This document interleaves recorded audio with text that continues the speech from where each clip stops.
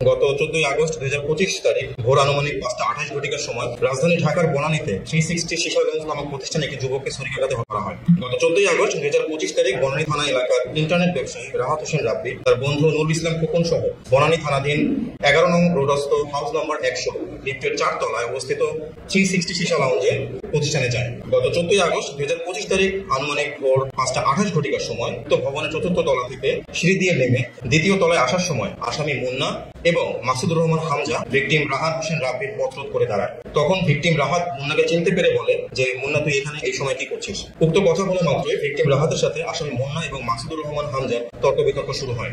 তর্ক বিতর্কের এক পর্যায়ে আসামি মুন্না তার পাঞ্জাবির পকেটে থাকা ধারালো চাকু বের করে ভিকটিম রাহাতকে হত্যার উদ্দেশ্যে উপর্যুপরি আঘাত করে ঘটনাস্থল ত্যাগ করে।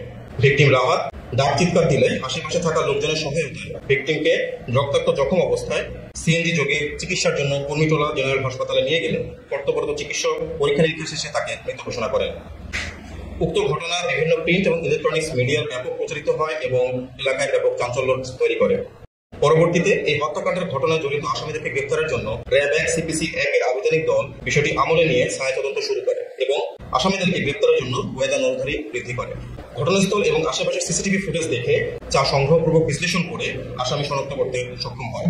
পরবর্তীতে উল্লেখিত ঘটনায় রাহাতের বাবা রবিউল আউয়াল বাদী হয়ে বনানী থানায় একটি হত্যা মামলা দায়ের করেন। এরই ধারাবাহিকতায় 15 আগস্ট 2025 তারিখ র্যাব 1 CPC 1 এর আভিযানিক দল বিশ্বস্ত সোর্স ও তথ্য প্রযুক্তির সহায়তা জানতে পারে যে আসামি মাসুদুর রহমান হামজা বর্তমানে কুমিল্লা জেলার বরুড়া থানা এলাকায় আত্মগোপনে আছেন। তৎক্ষণাৎ বিষয়টি র্যাব 11 কুমিল্লা ক্যাম্পকে অবহিত করা হয়।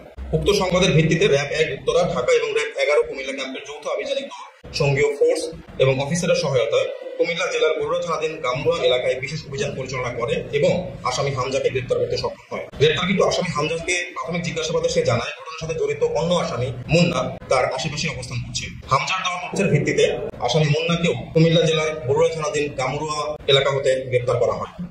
উল্লেখ্য যে বর্ণিত হত্যা মামলা রুজু হওয়ার পর অতি দ্রুততার সাথে উক্ত ঘটনার সাথে প্রত্যক্ষভাবে জড়িত আসামি মুন্না এবং হামজাকে গ্রেপ্তার করতে সক্ষম হয় র্যাপিড অ্যাকশন ব্যাটালিয়ন র্যাব 1। গ্রেপ্তারকৃত আসামি দলকে জিজ্ঞাসাবাদ এবং তাদের দেওয়া তথ্যের ভিত্তিতে র্যাব 1 এর আভিযানিক দল পুনরায় অভিযান পরিচালনা করে 16 আগস্ট 2025 আনুমানিক রাত 1:01 ঘটিকার সময় ডিএমপি ঢাকার মোহাম্মদপুর থানাধীন রাজিয়া সুলতানা রোড এলাকা হতে বর্ণিত হত্যাকাণ্ডে ব্যবহৃত একটি সুইস গিয়ার চাকু উদ্ধার করে। আসামি মুন্না এবং হামজাকে জিজ্ঞাসাবাদে আরো জানা যায় যে ভিকটিম রাহাতের সাথে আসামি দ্বয়ের দীর্ঘদিন যাবৎ বর্ণের সীসা লাউঞ্জে আসা যাওয়া এবং এর মাধ্যমে পরিচয় ছিল এবং সীসা লাউঞ্জের ভিতর আধিপত্য বিস্তারকে কেন্দ্র করে তাদের ভিতরে দ্বন্দ্ব চলমান ছিল। উল্লেখ্য যে ঘটনার দিন রাতে আনুমানিক 1 ঘটিকার সময় ভিকটিম রাব্বি আসামি মুন্নাকে উক্ত সীসা লাউঞ্জ হতে বের হয়ে যেতে বলে, যার ফলে পূর্বশত্রুতার জের ধরে ভিকটিম রাহাতকে হত্যা করা হয়েছে বলে আসামি দ্বয় প্রাথমিক জিজ্ঞাসাবাদে স্বীকারোক্তি প্রদান করেন। গ্রেপ্তারকৃত আসামি মুন্না এবং হামজাকে সুস্থ অবস্থায় পরবর্তী আইনগত ব্যবস্থা গ্রহণের নিমিত্তে ডিএমপি ঢাকার বনানী থানার অফিসার ইনচার্জের নিকট হস্তান্তর করা হবে। ধন্যবাদ।